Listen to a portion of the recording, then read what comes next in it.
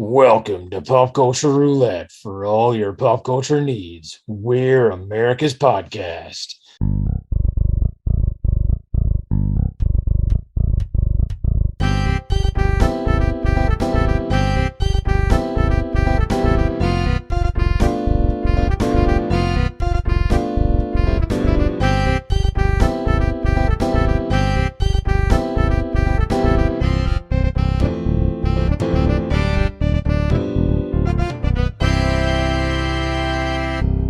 All right.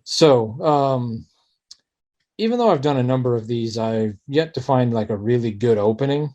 This is one of our interview series, and I'm joined by Laramy Wells, the host of Moving Panels, and I would say, to put it mildly, a Superman superfan. Why don't we start off at the top? Why don't you give me a little breakdown on what Moving Panels is? Oh yeah. So moving panels is the way I open, you're talking about intros. The way I open every show is moving panels podcast where we discuss movies and TV shows that are based on, inspired by, and adapted from the world of comic books. So me and various guest hosts will talk about a movie or a television show, or sometimes with my one shots, just a topic that has some connection in the world of comic books. You actually joined me about a month or so ago, or a couple months actually, for Blade. Yeah, that was a good one. I like that one. Looking forward to maybe one of these days getting on there and doing another episode. Oh yeah, definitely willing to have you. In the world of comic books, obviously they've kind of taken over. But what feeds you? Like, what is, other than Superman, which, for those of you who can't, you won't be able to see the room.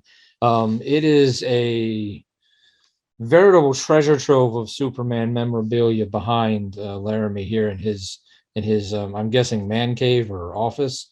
It's quite. I call it the office, but it's quite impressive. It is a number of action figures and posters, and you name it, it's there. But what feeds you? Like what builds? I guess what builds Laramy?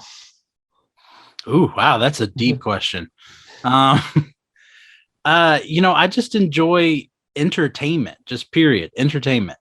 Comic books, movies in general. I've been a movie buff since high school. I have a vast, like 3,000 title movie collection that's not just comic book related, and all physical media. I gotta have the digital. I gotta have the actual physical thing. But and then I even like to do community theater and all. So pretty much just I guess the easiest way to say it, just entertainment in general. I like to be entertained. I like to entertain.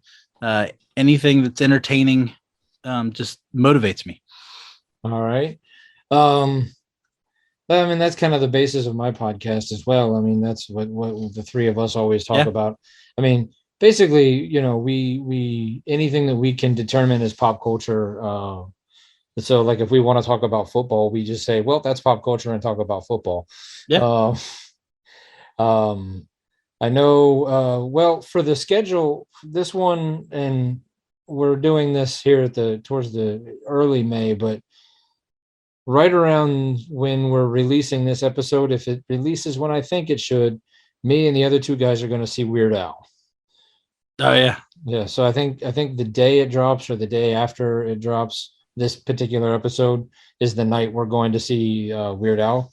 Have you see the trailer? The trailer, yeah. I saw the trailer yesterday, 2 days ago, whenever it was that it dropped. Yeah, I did see the trailer, and man, Daniel Radcliffe, you gotta love he's riding that Harry Potter money and can just choose to do whatever he wants to do. But whatever he chooses to do, he knows he's gonna have fun doing it. Yeah, I think that's for an actor who was going to be pigeonholed as one thing for the rest of his career, rather than trying to fight it and just doing whatever is weird and fun and what clearly whatever he enjoys Mhm. is probably the right choice. Because Yeah. I mean, clearly the first thing everybody's always going to say, even when he's 80, is going to be, "Hey, that's Harry Potter." Yeah. But I don't remember Weird Al ever being that buff. Yeah. Well, I don't know how many times I've seen Weird Al without a shirt on, Yeah, that too. I but mean, definitely, yeah, definitely Daniel Radcliffe's didn't really try to get the body form as some actors sometimes do when no, they're playing someone else. I got the feeling that this is not a direct biopic. It's not going to be a I think it's going to be like Rocket Man. Did you see Rocket Man? no, I did not get around to seeing that one. I wanted to. I just Yeah, there's a lot of aspects of that movie where it's fantasized. Um, and I kind of have a feeling that's where this is going, especially that part at the end of the trailer where he goes, "Anyone have an accordion?" And there's just like 5 of them that just pop yeah. up. I did wonder if it was going to be more of a like a UHF style, like or there. I think he did a movie or a TV movie because back in the late 80s, early 90s, around the time he did UHF, I seen because back when Blockbuster used to be a thing, they I had. worked at Blockbuster.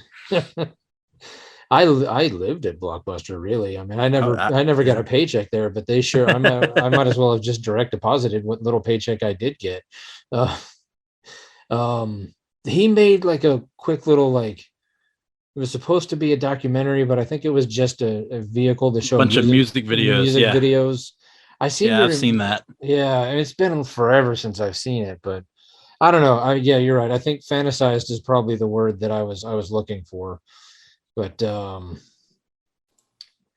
what it's a conversation that we have on this podcast quite often, where I tend to badmouth DC, Shame. sometimes rightfully so. Um, and then Justin will try to you know stand up for DC, but generally often, what is it that DC has been doing? Like, why is it they seem to be able to get TV right, but movies wrong? I think and this is a something that even I myself as I don't dislike either, but obviously I'm a bigger DC fan. This is something that I definitely have contemplated. I think it's because they're trying too hard in the movies. Like they're trying to be too competitive instead of just trying to be DC. Whereas on TV, they're just being DC. You Right. get what I'm saying when I'm saying Oh that? yeah, well that's been my argument from the get-go is that they did the Superman movie and then Avengers came out and they're like, "We want that." And Yeah. they skipped the steps where Yeah. Marvel built Iron Man and Captain America and Thor and Mm-hmm. Iron Man 2 and they built like they layered so when they got to Avengers they had earned it. Well, they even Hulk, I mean, I know people forget that's in there, but it is. So like when they did the Avengers movie, like they earned it. Where like when they were like when DC was like, and now we're doing Justice League, people were like, like I mean, in the world of comic books, I would say you've got Superman number one for recognizability, not like Yeah. I know for you it's number one, but for recognizability, it's Superman, Batman, Spider-Man, Yeah, I and can agree with that. and that's been that way forever. Now within the last 20, well, 15 years, maybe getting close to 20, but Iron Man is definitely higher up there. Captain America is now higher up there.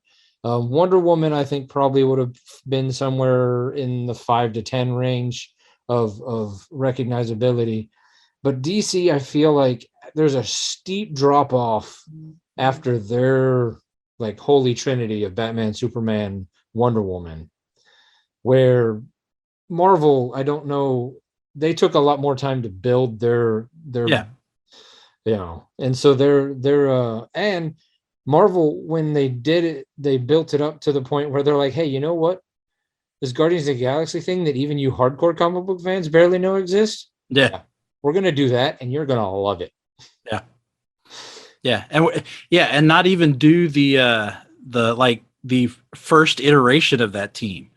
Like it's we're gonna throw together some other version of this team together, and yeah, you've never heard of any of these people, but you're gonna absolutely love them. We're not even gonna do these characters the way they're done, like because Drax completely different from what he is in the comic books. But now everybody is gonna think of Dave Bautista's portrayal of Drax. Well, yeah. I mean, but I mean, they were like, we're gonna take a guy, we're gonna take a tree who only says, "I am Groot," Yeah. and we're gonna make him your favorite character. And I don't know if DC. I mean, I know DC is like, we're gonna try Booster Gold. Man, really? Like, is that gonna? And then they cancel that show. I gave up on the Berlanti verse shortly after Arrow finished its run. Oh wow, you made it all the way to the end of Arrow before you gave up. Well, I didn't start Arrow at the beginning. Okay. I started like 3 or 4 seasons in, and I binged it, and then I caught up, and then I because I really liked Flash, and when they started doing crossovers with Arrow, I caught up with Arrow. But around the time, like after the big like bringing everything together, they just the Crisis on Infinite Earths. Yeah, but like Supergirl got so preachy. Like, I'm all let be and live your life the way you want to live it. But I don't need it crammed down my throat every 5 minutes. And so I was to the point with Supergirl where it became a chore to watch Supergirl. So I was like, okay, I'm giving up on Supergirl. And then Flash was like, we're getting rid of this guy, we're getting rid of that guy. We're doing this, we're doing that. Arrow's gone. So I was like, I'm done with Flash. That only leaves Legends Tomorrow, which was fun, but then I'll have to go back and rewatch all the stuff. I'm just done. I'm just done. Yeah. I never turned away from the Berlanti verse, but I definitely lost interest as it went along for almost a lot of those same reasons. When you're changing up casts so frequently as they started doing, on all of the shows, on Flash, on Legends of Tomorrow, even right there towards the end of Arrow, you don't get as invested into the characters as you do when they're there for the long haul. Right. Which is going back to the movies. That's exactly their problem with the movies. They're not giving you time to get invested in the characters before they're going up against Darkseid in Justice League. Right. That's why, some people talk about the Snyder Cut being 4 hours, and I'm going, well, it needed to be 4 hours because we had to learn who Flash was. We had to learn who Cyborg was. We had to get a little bit more background for Aquaman. We needed to build more of these characters so that at the end you end up with this moment with the Flash, which just took what was the crowd pleasing moment of the year for the Oscars.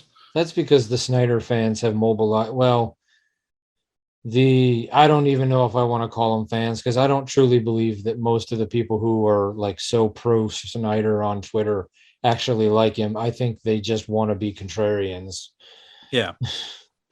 Yeah. No, I agree. I don't disagree with you. Although I after seeing the Snyder Cut, and I'm not saying it's perfect. I'm not saying it's so much better than the theatrical, the Whedon version. But I really was kind of curious as to where Snyder was going to go if he was able to keep going. I mean, I really was. I'm not a big fan of the dark DC.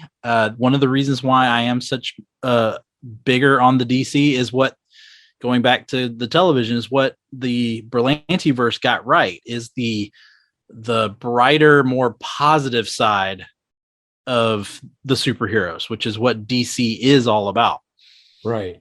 And I think that's what makes I think that's why I think people have gravitated towards Marvel. You get the comic book, you get some of the darker, but they break it up with some of the levity. I know a lot of people tended to hate Ragnarok, but I loved that No, I movie. liked it. I I liked it. I mean, I don't know if you listened to our mega Marvel movie bracket podcast that we just did a couple weeks ago. The three of us, we determined, well, we built, well, Justin figured out how to build a bracket system for us Hmm. where we take the IMDb score. So if it's 7.0, it's now a 70. Rotten Tomatoes already is on a 100-point scale, so we give it that, and then we take the Metacritic and we add the three together. So you get a point total based off of 300, and then you rank the movies based off of that total. So Makes sense. you take any subjectivity out of it. Like, Hmm. you're like, okay, so as much as I love this movie and I want to put it number one, the number says it's 16. And then so Justin built it where every Marvel movie that had been theatrically released except for Morbius, because it we were recording like the weekend it came out, so none of us had a chance to see it yet. Excluding animated, got put on a bracket, and it was like 70, 60 something, because I mean he went back to like the Captain America like 1940 serials, Oh wow. and so we debated each one of them and got it down, and I think Ragnarok made it to at least the final four, if not the final two. It's hard for me to remember because things kept changing, because Yeah. that's how we do stuff. But I mean, but it's very clear that like Marvel found a way to find the balance of heart, humor, and still, have some of the, not obviously not as dark as DC gets, but I mean, I think there is a place to have darker tones and darker storylines. But man, that last Batman movie needed just something. Yeah. No, I agree. We talked about that. I recorded an episode for Moving Panels right after that weekend on the Batman, and we praised it and praised it and praised it. The thing about that one is the longer I thought about it, I was like, it's not as good as I thought immediately walking out of the theater. Yeah. Um, Now we did agree right off the bat it needed about uh 45 minutes taken out of it, I but think I think you could have removed the entire Catwoman storyline and not changed a thing about the movie. yeah, I mentioned that in the episode. It was whether or not Catwoman was needed. I think there's some subtle little things, although if you would have reworked the story, it still could have worked. I honestly think the movie could have ended with Gotham getting flooded. Like there was no reason to go further. Like let it be Right. a cliffhanger ending. Yeah.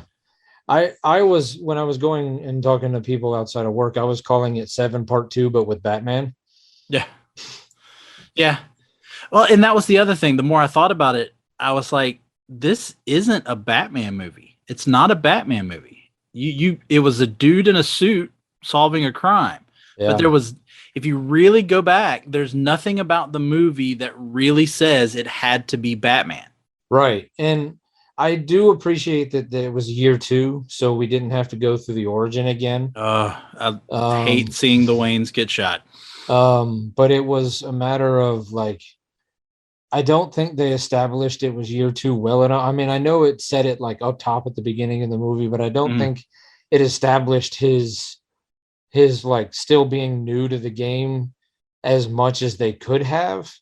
Because I yeah. mean, people are just so used to Batman being Batman Mm. that like when I don't know. I thought Yeah, that, like let him, not let him get hit a few times. Let him, yeah. get stumble when he's getting shot. Uh, yeah. No, I get what you're saying. But it was really like, I thought that I mean, I know at first everybody was like Robert Pattinson is gonna suck, but I was like, oh, hold on, guys.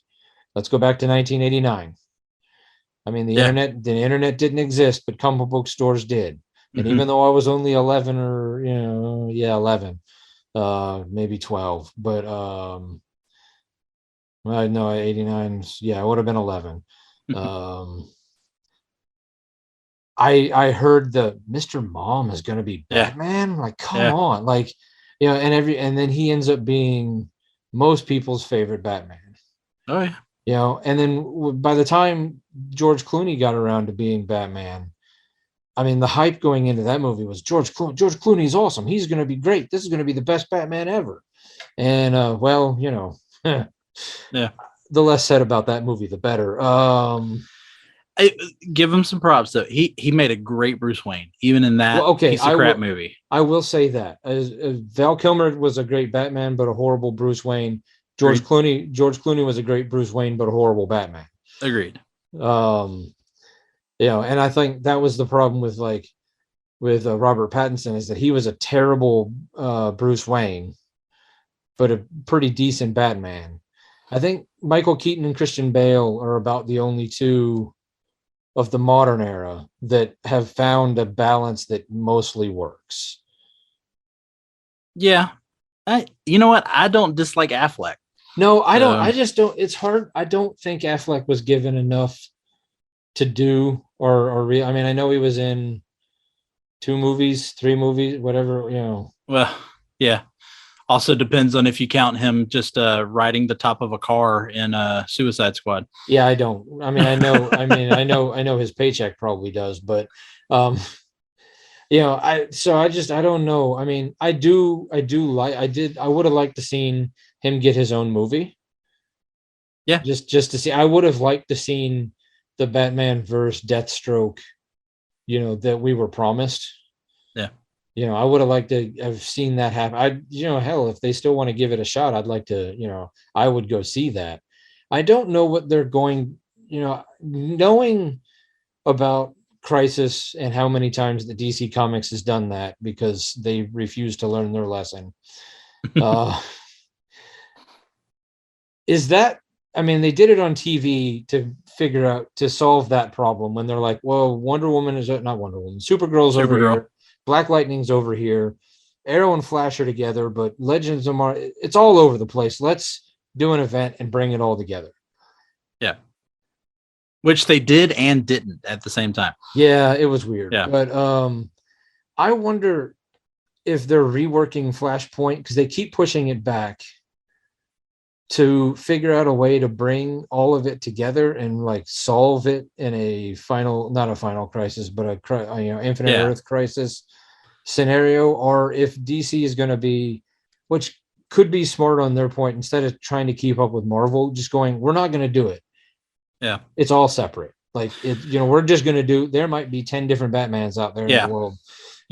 We're just, whatever floats our boat is what we're going to do. So I know that was, I think, the original plan by Warner Brothers was where everything's going to be separate. They had this Flash movie coming out, but they were still going to kind of separate things out. But now that Discovery has merged with Warner Brothers, and Discovery being kind of the main controlling factor of the company now, I know they've come back and said we are going to completely rehaul the DCEU, and that they want to bring someone in. Again, another reason why Marvel's so good at what they're doing with the MCU. They want to bring someone in who's like Kevin Feige, someone who is going to keep everything connected. You can have different directors, you can have different writers, but we're going to make sure that it all feels the same, that it's all flowing in the same direction, that there is some means of, linking all of it together. They also, because Warner Brothers had said they were going to move forward with the new Supergirl that was going to debut in The Flash, that she was going to be the new quote unquote Superman of the DCEU. And Discovery's come in and said, no, we're going with Superman. Superman is the face of DC. He has to be our key player for the DCEU. I did hear that basically when Discovery, I don't know. Did they merge or did they buy Warner? That's what I've never really. Yeah, I've heard they bought it, but yet it's being called Discovery Warner. Yeah, So but I know their mandate was because there was a lot of jokes on pop culture about Kevin Feige if he had a brother or a cousin, yeah, um, to kind of be that unifying voice. I don't necessarily want to see DC try to just completely copy Marvel. yeah. I'd like to see them, be more unifying, and it just because it makes it easier on the market. It's less confusing because I that. am all for keeping things separate. There's so again, I'm more comfortable with DC than I am with Marvel. There's so much in DC where you have all these Elseworld stories, you know, and I would love to see, a live action. And of course, I'm going to focus on Superman here. I'd love to see a live action All Star Superman. I'd love to see a live action Red Sun Superman. I'd love to see Injustice done live action. Yeah, You know, I mean, you're right. I mean, that could be interesting with having all of that stuff happening. Um, so we'll have to see. We'll have to see what Mark, because I know that the one thing I did read was when Discovery took over, they were like, not only is Superman going to be the front of it, it was like you're going to have to fix Superman. yeah, Like you broke him, now fix him. yeah. Um, do you think they can save it with Henry Cavill, or is it too far damaged and they have to start over? I kind of wish they would. And I felt the same way with Ralph. Ralph was a great Superman. Brandon Ralph was a great Superman. It was a horrible movie. Yeah, Superman Returns is a horrible movie.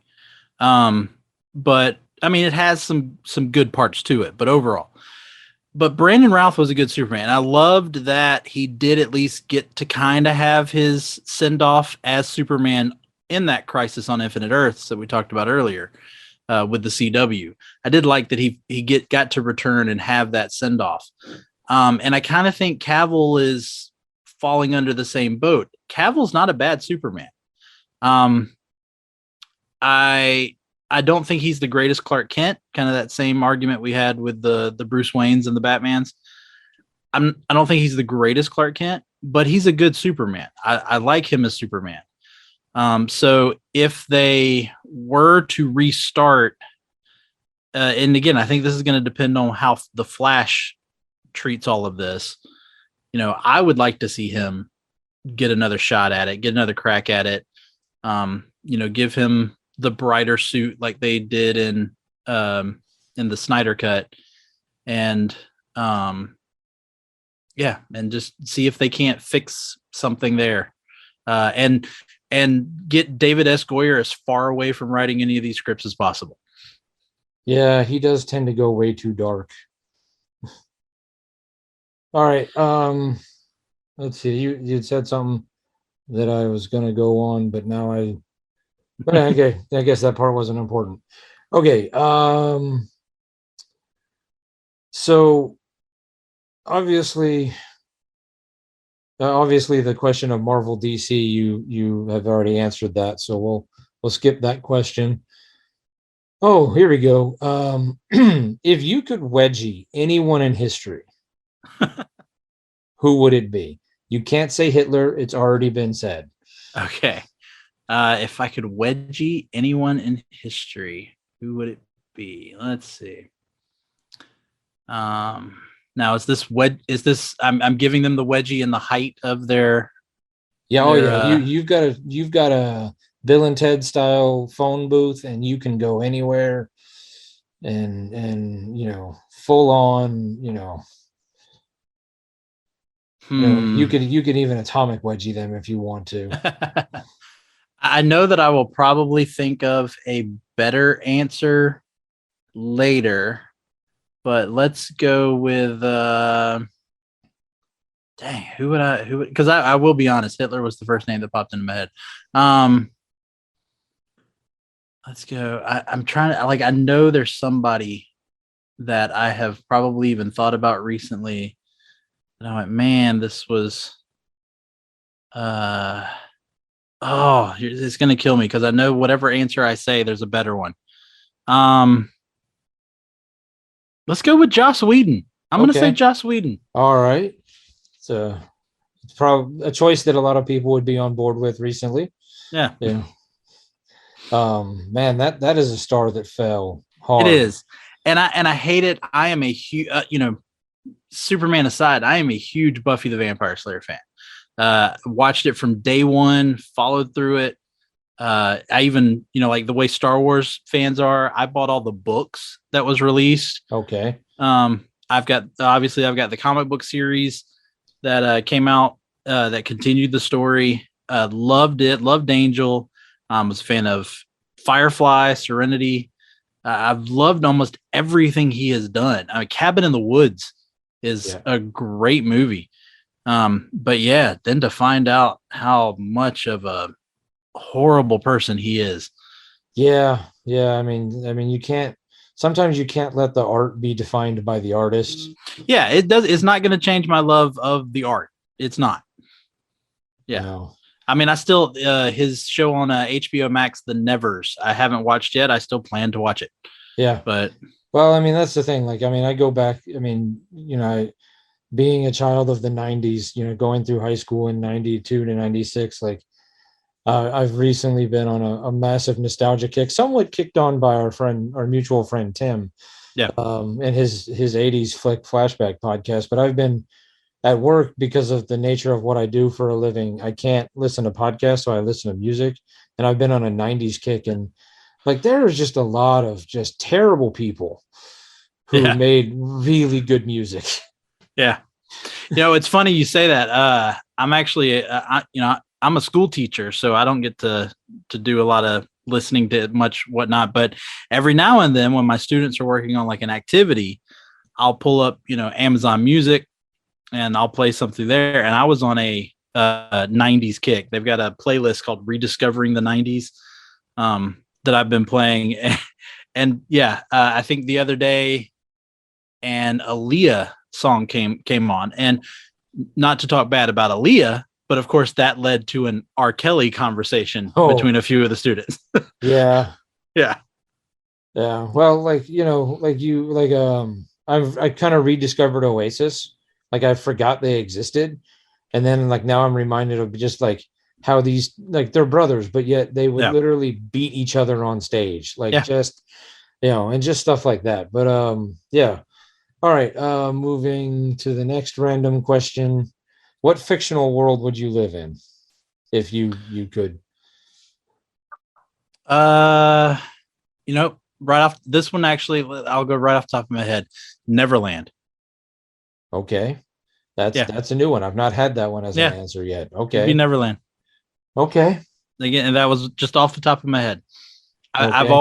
always liked the Peter Pan. Now I would have to be like a Peter Pan character. I got to fly. Right. But yeah, I guess just Neverland. I have no Well, rhyme or reason other than that. like as much as I'd love to live in like a Marvel universe where like, all these characters exist, unless I got to be a superhero, it would be a It'd be terrible world. terrifying. Yeah. Just, hey boss, gonna be late for work. Yeah, no, Red Skull blew up the bridge again. Yeah, no, I Yeah. gotta go around the long way. Hopefully, hopefully Modoc's not over there this time. Yeah. Or just being at work and then all of a sudden something comes slamming into the side of the building. Yeah. Oh, what Uh, the aliens have invaded for the fourth time this week. Great. Okay. Yeah. yeah. Oh, awesome. Yeah. So no, Neverland. That's not one that's come up. That's an interesting one. I like that one. Okay. Yeah. It seems like a safe bet. I mean, I know you got Hook and the Pirates and all, but I think it seems like a safe bet. All right. Okay.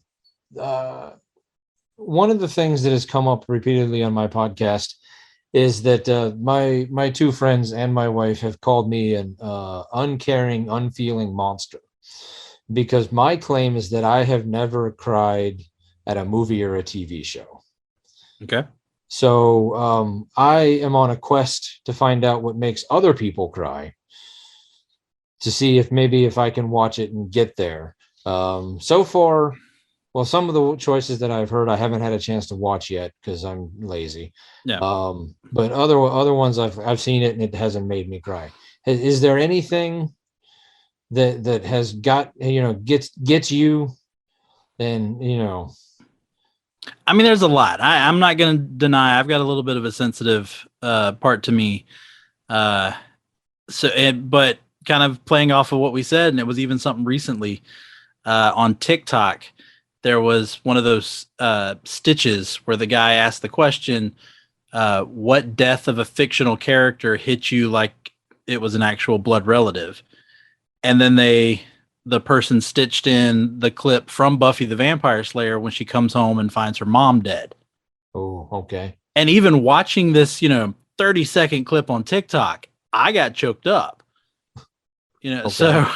So again, I'm probably not the best person to ask. I mean, This Is Us makes me cry. I cried when Bruce Willis died in Armageddon. Okay. Yeah. All right. Yeah. The Notebook, Walk to Remember, they all make me cry. Have you seen the newest Ghostbusters? I have. Okay. I will tell you the scene towards the end of that movie. Are we going spoiler free here? My podcast tends to just spoil everything because it's like, so does mine. Because we're just, like that, what you're getting into when you start it. So that scene at the end of the movie where the three living Ghostbusters show up and then the ghost of Egon, that almost got me. Yeah, I will say I didn't boohoo, but I did. I felt a little like, there was a twinge. It almost like I felt like maybe one almost came out, but I didn't. So I know it comes up every so often when I'm with those two guys, and like one of the football games this year, there was some car commercial, and they were like, nothing at all. I'm like, nope. I can't say a commercial's ever gotten me before. No, but the opening 10 minutes of Up, that is a rough one. I will give you that. That almost gets you. And I do wonder if I watched it. I mean, I haven't seen Up in a long time, or at least the first 10 minutes of it. I wonder if it would hit me differently now that I'm 11. And now that I'm 11 years into being married. And honestly, that's part of it too. Not only different parts of your life. I'm a father, and so there's a lot of things that I think, even though I'd seen it before I was a father versus after seeing it a father, makes me more emotional whenever it has to deal with like a child or a parent-child relationship. I think that has a different, it hits me differently because I'm a father. So I definitely could see that. Yeah. All right. Well, not to take up any more of your time. I appreciate it. Once again, you've got Moving Panels. Where can we find that one? Oh, I mean, anywhere you find your podcast. Episode drops every Monday. We've got some exciting things coming up. I can't tell you exactly what as of right now. Still got some things tossed up in the air, but yeah, Apple, Spotify. Just go to your Alexa and say, "Hey, Alexa," I'm probably about to activate one. And just say, "Alexa, play Moving Panels," and it'll probably play Moving Panels. Interesting. So, I don't know. I don't have an Alexa, so I've never tried it. I know I've tried to get myself on all the major podcast directories. Any way to get in contact with you if there was like they wanted to like drop you a message or Absolutely. I'm on all the social media at Moving Panels, Facebook, TikTok, Twitter, Instagram, and then email movingpanels@gmail.com. Okay. All right. Well, so I have a good ending segment for my regular episodes where I take parts of what we've talked about and I work it into my Stupid Never Walks Alone.